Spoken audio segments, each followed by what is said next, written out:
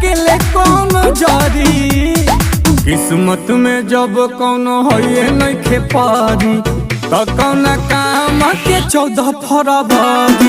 किस्मत में जब केहू है नइखे पारी तो साला काहे खाती 14 फरवरी। रोज दे परपोज दे रात भर घर पे डोज दे टेह दे सोच दे किस्म किस्म के पोज दे 7 दिन तक बैकूफ बना के नया बॉयफ्रेंड खोज दे। हटा ना डरामा ये डरामा का मामा बना के छोड़ी।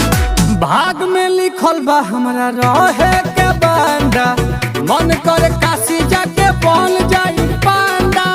मन करे काशी जाके बन जाई पांडा। किरानी गुलाब के खेत दुई मांडा मरले रहे झापड़ हमके नाच के लवांडा।